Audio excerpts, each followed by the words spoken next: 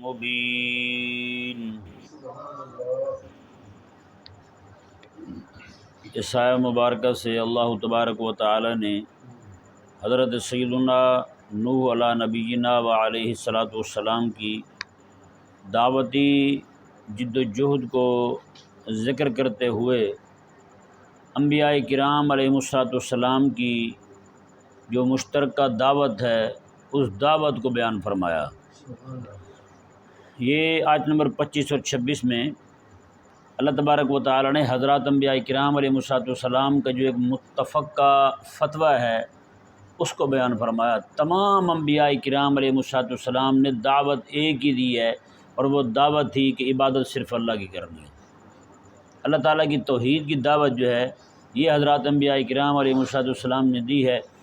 یہی وجہ ہے کہ آقا علیہ الصلاۃ والسلام نے ارشاد فرمایا تھا، جب مشرکین نے آقا علیہ السلام پر اعتراض کیا تو آقا علیہ السلام کو اللہ تعالیٰ نے فرمایا کہ حبیب آپ فرما دیں، ما کنت بدعا من الرسل، میں کہ رسولوں میں سے میں کوئی انوکھا تھوڑی آیا ہوں۔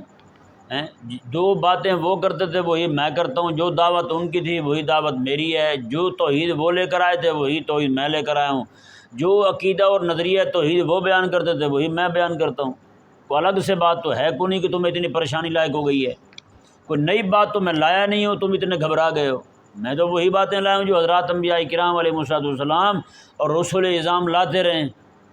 جی یہ عقیدہ توحید کی اہمیت کو دیکھیں کہ یہ وہ عقیدہ توحید ہے جو حضرت سیدنا آدم علیہ نبینا و علیہ السلام سے لے کر نوح علیہ السلام سے لے کر اور میرے کریم آقا صلی اللہ علیہ وآلہ وسلم تک تمام انبیاء کرام علیہ السلام نے اسی کی دعوت دی ہے، اسی عقیدے کی دعوت دی ہے، عقیدہ توحید کی۔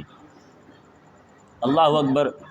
ایک اور مقام پہ اللہ تبارک و تعالی نے ارشاد فرمایا کہ ہم نے انبیاء کرام علیہ السلام کو بھیجا، ان کی دعوت فقط اتنی تھی کہ اللہ تعبدوا الا اللہ، اللہ کے علاوہ کسی اور کی عبادت نہ کرو، صرف اللہ کی عبادت کرو۔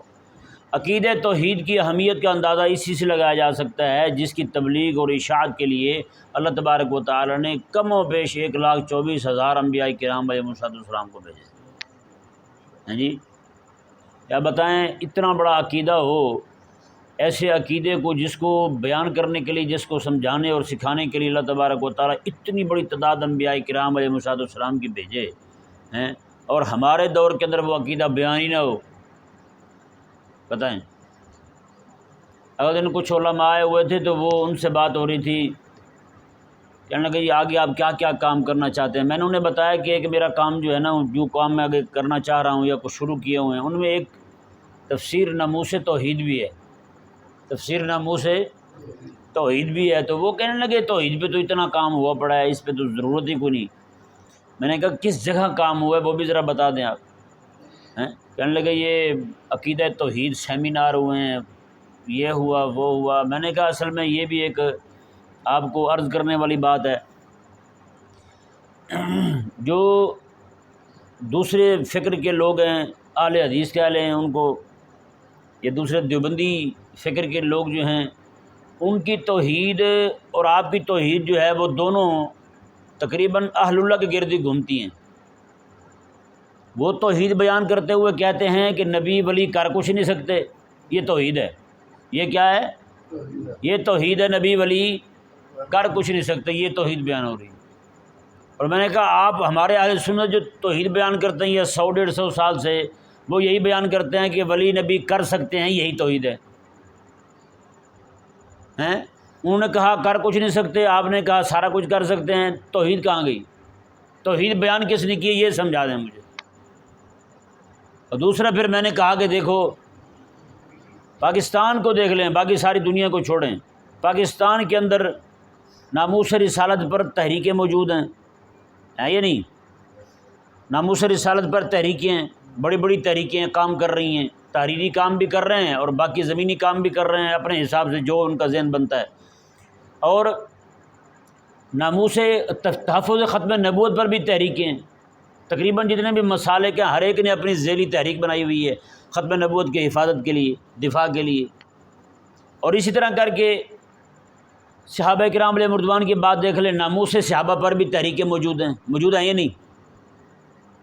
ناموس اہل بیت پر بھی تحریکیں موجود ہیں۔ حضور کی اہل بیت کی ناموس کے دفاع کے لیے بھی تحریکیں موجود ہیں کہ باہر ابھی بھی اسٹیکر پتہ نہیں کھڑا ہوگا، ہاں کھڑا ہے، اس کے اوپر لکھا ہوا ہے تحریک تحفظ ناموس اولیاء، یعنی اولیاء کی بھی ناموس کے تحفظ کی تحریکیں ہیں، اولیاء کی بھی ناموس کے تحفظ کی تحریک ہے۔ میں نے کہا یار آپ پورا پاکستان چھوڑیں، پوری دنیا میں مجھے ایک تحریک بتا دیں جو اللہ تبارک و تعالیٰ کی ناموس کے دفاع کے لیے جائیں، اللہ تبارک و تعالیٰ کی عزت کے دفاع کے لیے پوری دنیا میں کوئی ایک تحریک دکھا دیں، کہیں بھی کوئی نہیں۔ یہی وجہ ہے کہ جب نعوذ باللہ بدبخت بے ضمیر لوگ آقا علیہ السلام کی گستاخی کریں، حضرات صحابہ کرام کی کریں، حضور کے اہل بیت کی کریں، اولیاء کی گستاخی ہو، سارے باہر آ جاتے ہیں۔ ہوتا یہ نہیں ہوتا؟ مولوی پیر سارے احتجاج کرتے ہوئے دکھائی دیتے ہیں، لیکن یہاں پہ اللہ تبارک و تعالیٰ کی گستاخی ہو تو کوئی بھی نہیں بولتا ہے، یہ نہیں؟ اللہ تعالیٰ کی گستاخی ہو بتائیں، روافض نے یہ کہا نعوذ باللہ ثم نعوذ باللہ، ہم تو خدا کو مانتے اس لیے کہ وہ حضرت فاطمہ الزہرا کے دروازے پہ جھاڑو لگاتا ہے۔ بتائیں اتنی بڑی گستاخی ہو جائے، بتا دیں مجھے کہاں پہ جناب اس پر کانفرنسیں ہوئی ہیں، کہاں پہ اس پر احتجاج ہوئے ہیں، کہاں پہ جناب اس پر ریلیاں نکلی ہیں، بتائیں مجھے، پوری دنیا میں بتا دیں۔ اور یہ تو ایک چھوٹی بات ہے، اس سے بھی بڑی بڑی باتیں کر رکھی ہیں نعوذ باللہ من ذالک بدبختوں نے اللہ تبارک و تعالیٰ کے بارے میں۔ آئے دن گستاخی ہوتی ہے۔ ایک نے یہ کہہ دیا کہ اللہ تبارک و تعالیٰ نے علی کو پیدا نہیں کیا، بلکہ اللہ نے علی کو پیدا کیا ہے، اللہ نے مولا علی کو پیدا کیا ہے۔ بتائیں اس سے بڑھ کر اور گستاخی کیا ہوگی؟ گستاخی بھی ہے، اللہ تبارک و تعالیٰ کے خالق ہونے کا انکار بھی ہے، اور اللہ تعالیٰ کے مخلوق ہونے کا اقرار بھی ہے، اور اس نے مجلس میں ممبر پہ کھڑے ہو کے کہا ہے۔ یعنی اتنی بڑی گستاخیاں ہو جائے اور نام تک کو نہیں کہیں پہ، جگہ جگہ۔ اور سکول کی ایک کتاب میں لکھا ہوا تھا کہ جناب یہ انگریز جو ہے نا کالے اور چٹے، کالے اور گورے جو جتنے بھی انگریز ہیں یہ سارے اللہ کے بیٹے ہیں۔ بتائیں کتنی بڑی گستاخی ہے۔ سارے پڑھ گئے ہیں سکول میں چپ کر کے خاموشی کے ساتھ، انہوں نے کہا ٹھیک ہے جی جاننے دو۔ تو کوئی تحریک آپ کو دکھائی نہیں دے گی جو اللہ تبارک و تعالیٰ کی توحید کے دفاع میں، اللہ تبارک و تعالیٰ کی ناموس کے دفاع میں کوئی تحریک نہیں ہے۔ اور اسی طرح کر کے جو آج تک توحید بیان ہوئی ہے، مطلب یہ نہیں پیچھے نہیں، امت کرتی رہی ہے۔ یہ ابھی کا جو دورانیہ یہ جو اختلاف کا کھڑا ہوا ہے، اس دورانیے میں جتنا بھی کام ہوا ہے سارا، انہوں نے کہا کہ اللہ کی توحید یہ ہے کہ ولی کر کچھ نہیں سکتے، انہوں نے کہا اللہ کی توحید یہ ہے کہ ولی سارا کوئی کر سکتے ہیں، توحید بیان ہی نہیں ہوئی۔ بتائیں یا توحید یہاں بیان ہوئی ہوتی تو کسی بھی امتی کی غیرت جو ہے نا وہ نہ پھڑکتی، اس کی غیرت رگ حمیت جو ہے وہ پھڑکتی نا اللہ تبارک و تعالیٰ کی اتنی گستاخی دیکھ کر۔ یار جہاں اللہ تبارک و تعالیٰ کو جھاڑو لگانے والا کہا جائے، اللہ تبارک و تعالیٰ کی اتنی گستاخی کی جائے، اور نعوذ باللہ یہاں تک کہہ دیا گیا کہ دلہن جو ہیں وہ حضرت امام الانبیاء علیہ السلام کے گھر سے آ رہی ہیں، اور دلہا جو ہے وہ رب تبارک و تعالیٰ کا بیٹا بن کے آ رہا ہے، مولا علی رضی اللہ تعالیٰ عنہ کو کہہ دیا گیا۔ یعنی صرف نصرانیوں نے عقیدے میں غلو اختیار کر کے اللہ تعالیٰ کی توہین نہیں کی، یہ لوگ بھی اللہ تبارک و تعالیٰ کی اتنی توہین کر رہے ہیں، اتنی گستاخی کر رہے ہیں اللہ تعالیٰ کی، لیکن حرام ہے ہم پر کہ جناب ہمارے قانون پر جو جوں رہیں گے۔ اب بتائیں نا یار، اللہ تبارک و تعالیٰ نے اتنی بڑی تعداد انبیاء کرام علیہ السلام کی بھیجی صرف ایک عقیدے کے لیے، عقیدہ توحید کے لیے۔ نبوت اور رسالت اور معاد جو ہے وہ اس کے بعد ہیں، تو اس عقیدے کا بیان کتنا ہو رہا ہے یہ بتائیں۔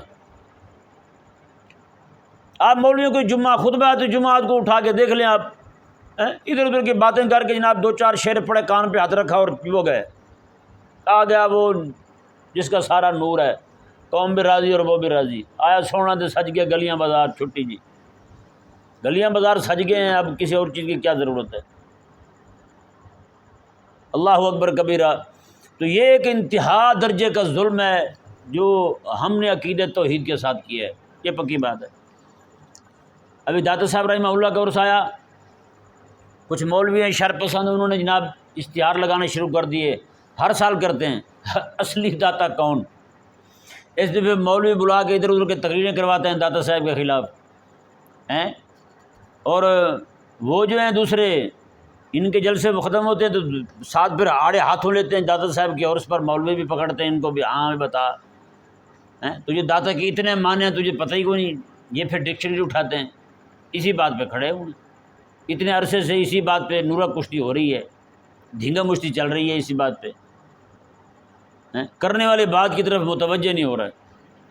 یار یہ تو وہ وقت تھا کہ اس وقت جو ہے مشرکین کے دروازے کو ٹھوک کے، وہ جو ماتھے کو رنگ کے بیٹھے ہوتے ہیں پنڈت ان کے، اس کو کوئی شاید ٹھوک کے اس کو توحید والی آیتیں سنانے کی ضرورت تھی، اس وقت ان کو توحید کی دعوت دینے کی ضرورت تھی، لیکن ہم کن کاموں میں لگے ہوئے بتائیں، کتنی افسوسناک بات ہے۔ اللہ اکبر کبیرہ۔ اللہ تبارک و تعالی نے ارشاد فرمایا، جی آئے مبارکہ کو دیکھیں، میں کہ وَلَقَدْ أَرْسَلْنَا نُوحًا إِلَىٰ قَوْمِهِ، فرمایا ہم نے بھیجا نوح علیہ السلام کو اِلیٰ قومہ، ان کی قوم کی طرف، یہ بیان کر کے فرمایا کہ انی لکم نذیر مبین۔ حضرت نوح علیہ السلام نے فرمایا کہ لوگوں بے شک میں تمہارے لیے ننگا ڈر سنانے والا ہوں، نذیر مبین کھلا ڈر سنانے والا ہوں۔ وہ یہ لفظ کوئی اور میرے ذہن میں آ گئے، یہ جو میں نے لفظ ابھی کہے نا کہ ننگا ڈر سنانے والا ہوں، کھلا ڈر سنانے والا ہوں، یہ حدیث پاک ہے مشکوٰۃ شریف میں، مشکوٰۃ شریف میں حدیث پاک ہے، اور کتاب الایمان میں یہ حدیث پاک ہے۔ کریم آقا صلی اللہ علیہ وسلم نے فرمایا کہ لوگوں انا النذیر العریان، میرے آقا علیہ السلام نے فرمایا کہ میں ننگا ڈر سنانے والا ہوں۔ عریان جس نے کپڑے نہ پہنے ہوں اس کو کہتے ہیں، قمیض نہ پہنی ہوئی جس نے۔ اصل میں یہ بھی ایک مشابہت دی آقا علیہ السلام نے اپنے آپ کو اس بندے کے ساتھ۔ عرب میں یہ طریقہ ہوتا تھا، جب کبھی دشمن حملہ آور ہو جاتا، دشمن حملہ کرنا چاہتا تو پھر کوئی جس بندے کو پتہ چل جاتا وہ پھر قمیض اپنی اتار دیتا تھا، جنگ کا اعلان کرتا تھا قمیض اپنی اتار دیتا، وہ قمیض کو پکڑ کے اس طرح ہوا میں زور زور سے ہلاتا، اس طرح کرتا، او سنو میری بات، او کان کھول کے سن لو میری بات، اس طرح قمیض کو ہلاتا زور سے، تاکہ جو لوگ جو ہیں قریب والے آواز سن لیں، دور والے کپڑا ہلتا دیکھ لیں، ان کو پتہ ہو جائے گا بھی معاملہ ختم ہو گیا، اب دشمن چڑھ گیا ہمارے اوپر۔ یہ ان کا طریقہ تھا ڈرانے کا، یعنی جب انتہا درجے کا خطرہ ہوتا، دشمن سر پہ چڑھ جاتا، تب بندہ جس کو پتہ چلتا تو وہ اپنی قمیض اتار کے ہوا میں لہراتا، اس طرح کر کے لوگوں کو بتاتا، اور زبان سے الگ چیختا، ہاتھوں کو الگ ہلاتا، قمیض الگ دکھاتا، لوگوں کو بتاتا، اور لوگوں سارے سیدھے ہو جو اپنے ہتھیار اٹھا لو، اگر ان دفاع چاہتے ہو بھاگنا چاہتے ہو تو بھاگ جاتے۔ بتائیں، میرے آقا علیہ السلام نے اپنے آپ کو اس بندے کے ساتھ تشبیہ دی، حضور رما انا النذیر العریان، میں بھی اسی طرح ہوں جو بندہ قمیض اتار کے ڈر سنا رہا ہے۔ جب قمیض اتر گئی نا بندے کی ڈر سناتے ہوئے، تو سمجھیں کہ اب حالات بہتر نہیں رہے، حساب لگانا ہے، حالات جو اب ہاتھ سے باہر چلے گئے ہیں، تب جا کے وہ بندہ اپنی قمیض اتار کے ہوا میں لہراتا تھا۔ تو بتائیں، میرے آقا علیہ السلام نے اپنے آپ کو اس بندے کے ساتھ تشبیہ دی ہے۔ میرے آقا علیہ السلام میں جیسے وہ بندہ ڈراتا ہے کہ اب حالات تمہارے قابو میں نہیں رہے، تم سے جو ہو سکتا ہے کر لو، میں کیا بعد میں یہ نہ کہنا کہ ہم تو سنبھل نہیں پائے، یہ نہیں ہوا وہ نہیں ہوا۔ میرے آقا علیہ السلام نے ارشاد فرمایا کہ میں بھی، دیکھیں ایک اور روایت میں میرے آقا علیہ السلام نے ارشاد فرمایا کہ حضور کے صحابہ فرماتے ہیں آقا علیہ السلام جب خطبہ دیتے تھے، آقا علیہ السلام کا چہرہ مبارکہ سرخ ہو جاتا تھا، چہرہ سرخ ہو جاتا تھا۔ تو کہتے ہیں بعض اوقات تو آقا علیہ السلام اتنا جلال میں خطبہ ارشاد فرماتے تھے، حضرت عبداللہ بن عمر رضی اللہ تعالیٰ عنہ فرماتے ہیں میں نے دیکھا حضور کا ممبر جو ہلنے لگ گیا تھا، ممبر حضور کا ہلنے لگ گیا، اور کہتے ہیں قریب تھا کہ آقا علیہ السلام زمین پر تشریف لے آتے۔ بتا یہاں پہ آج کل جو پروفیسروں والے طرز پہ تقریریں ہو رہی ہیں، ٹھنڈی یخ ہیں، قوم کو مزید سلانے کی کوشش ہے۔ اللہ اکبر کبیرہ۔ حضرت میرے کریم آقا صلی اللہ علیہ وسلم نے اپنے آپ کو اس بندے کے ساتھ تشبیہ دی، اور حضور خود ارشاد فرماتے ہیں، آقا علیہ السلام نے ارشاد فرمایا کہ میں تمہیں اسی طرح ڈر سنانے والا ہوں جس طرح وہ بندہ ڈر سنانے والا ہے۔ اور آقا علیہ السلام نے ارشاد فرمایا کہ میں، اور ایک حدیث پہ مسلم میں حدیث پاک ہے، آقا علیہ السلام نے فرمایا کہ ایک بندے نے آگ لگائی، اور وہ نہیں ہوتے کیا نام تھا، پروانے جن کو کہتے ہیں، وہ اڑ کے آتے ہیں اس میں، آقا علیہ السلام نے ارشاد فرمایا کہ وہ بندہ ان کو بچا رہا ہے۔ حضور فرماتے ہیں میری مثال بھی ایسے ہے، اللہ تبارک و تعالیٰ نے جہنم کی آگ لگائی ہے، اور میں تمہارے اس طرح کر کے یہاں سے ککھوں کو پکڑ کے اس طرح کر کے تمہیں پکڑ کے کھڑا ہوں، اور تم ہو کہ تم جہنم کی طرف زور لگائے جا رہے ہو۔ بتائیں، اتنی خیر خواہی یار آقا علیہ السلام کی ذات اقدس میں اللہ تبارک و تعالیٰ نے امت کے لیے رکھی ہے، اور آقا علیہ السلام نے اپنے آپ کو اس بندے کے ساتھ تشبیہ دی جو اپنی قمیض اتار کے زور زور سے کہہ رہا ہو لوگوں ڈر جاؤ، بچ جاؤ بچ جاؤ، دشمن حملہ آور ہونے والا ہے۔ آقا علیہ السلام نے ارشاد فرمایا کہ ہر نبی نے دجال سے ڈرایا ہے، اور آقا علیہ السلام نے فرمایا کہ ہر نبی نے یہی کہا کہ آ سکتا ہے۔ آقا علیہ السلام نے میری امت میں تو آئے گا، یہاں تو کھڑا ہوگا۔ حضور فرماتے ہیں میں تمہیں کھلا ننگا ڈر سنانے کے لیے قمیض اتار کے تمہیں ڈرا رہا ہوں میں۔ حضور اس بندے کے ساتھ تشبیہ دے رہے ہیں اپنے آپ کو۔ بتائیں یار، جس امت کو اس طرح کر کے ڈرایا جائے، امام الانبیاء علیہ السلام یہ فرمایا کہ میں قمیض اتار کے ڈرانے والے کی طرح ہوں، ننگا ڈر سنانے والا ہوں، تو بتائیں وہ امت جو ہے وہ دجال سے، فتنہ دجال سے مامون کیسے رہ سکتی ہے، یعنی اپنے آپ کو محفوظ کیسے سمجھ سکتی ہے؟ آج دجال جو ہے نا، دجال کی فکر ہمارے گھروں میں گھس چکی ہے، دجال کی سپاہ تیار ہو چکی ہے، دجال کے لشکر تیار ہو چکے ہیں، دجال کے معاملات جو ہیں ایک ایک جگہ گھس چکے ہیں، اس کی تحریک ایک ایک جگہ کام کر رہی ہے۔ لیکن نعوذ باللہ من ذالک، جس امت نے دجال کا مقابلہ کرنا تھا وہ دجال کی چالوں سے ابھی تک ناواقف ہے، دجال کی بدماشیوں سے ابھی تک ناواقف ہے، دجال کی تحریک کا حصہ بنے ہوئے ہیں، وہ دجال کی تحریک کا حصہ بن کے مسلمانوں پہ ظلم ڈھا رہے ہیں۔ جو بندہ دجال کا تعارف کرواتا ہے، دجالیت کا تعارف کرواتا ہے، یہ سارے وہ دجال کی تحریک کے ساتھ مل کر اس پہ ظلم شروع کر دیتے ہیں۔ بتائیں کس کو نہیں معلوم کہ اسرائیل کے اندر دجال کے لیے کتنی کتنی تیاریاں ہو چکی ہیں؟ وہ کس طرح کر کے اس کے لیے کام کر رہے ہیں یار؟ اس کے دجال کے آنے سے پہلے پہلے جناب اس کی تحریک نے کیا ہونا ہے، وہ تحریک اس کی کتنی آگے جا چکی ہے، کتنا کام ہو چکا ہے اس کے لیے۔ لیکن ایک وہ امت جن کو امام الانبیاء علیہ السلام نے فرمایا کہ انا النذیر العریان، وہ امت خاموشی سے پڑی ہوئی ہے، ان کو پتہ تک کوئی نہیں۔ آقا علیہ السلام نے فرمایا کہ جب ممبر سے دجال کے بارے میں بات کرنی ختم ہو جائے گی نا تو یقین کر لینا دجال آیا ہی آیا۔ پھر بتائیں کتنی بار آپ نے دجال کا ذکر سنا ہے ممبر پر؟ دجال جو ہے نا، یہ لوگ سمجھتے ہیں جب آئے گا تو کچھ نہ کچھ لائے گا، بھائی نہیں، اس کے آنے سے پہلے پہلے اس کا نظام سارے کا سارا، اس کے یہ چوڑے غلام جو ہے نا یہودی، یہ سارے قائم کریں گے، اور کر چکے ہیں، پوری دنیا کو تو جکڑ چکے ہیں وہ اس وقت۔ کون سا ایسا نظام ہے جو مسلمان کے اپنے ہاتھ میں ہے؟ بتائیں ذرا، ہے نظام اس کے ہاتھ میں؟ نظام مالیات اس کے ہاتھ میں ہے، سود کا سارا کاروبار چل رہا ہے۔ نظام سیاست اس کے ہاتھ میں ہے، نہ جس کو وہ چاہتے ہیں اسی کو لاتے ہیں، ہیں جی۔ نظام تعلیم اس کے پاس ہے، نہ جو وہ چاہتے ہیں وہی یہاں پڑھایا جاتا ہے۔ بچہ مسلمان کا پڑھانا کیا ہے یہ ڈیسائیڈ یہودی کرے گا۔ ابھی بھی نہ سمجھیں تو پھر ہماری عقل کا قصور ہے۔ اگر ہمیں ابھی بھی سمجھ نہیں آ رہی تو سمجھیں کہ ہماری اپر منزل جو ہے وہ خالی ہے۔ اللہ اکبر کبیرہ، بھائی یہ ذہن میں رہے، میرے آقا صلی اللہ علیہ وآلہ وسلم نے، حضرت نوح علیہ السلام نے بھی یہی فرمایا تھا، نذیر و مبین، میں کھلا ڈر سنانے والا ہوں۔ اور میرے آقا علیہ السلام نے تو بات ہی ختم کر دی، حضور نے یہ نہیں فرمایا کہ نذیر و مبین، بلکہ حضور میں انا النذیر العریان، میں تو قمیض اتار کے تمہیں ڈر سنا رہا ہوں۔ بتائیں جن فتنوں سے میرے آقا علیہ السلام نے ڈرایا ہے، آج پوری امت انہی فتنوں میں گھس چکی ہے۔ جن فتنوں سے آقا علیہ السلام زندگی سارے ڈراتے رہے، آج امت جو ہے انہی فتنوں کو پھیلانے میں لگی ہوئی۔ اللہ اکبر کبیرہ۔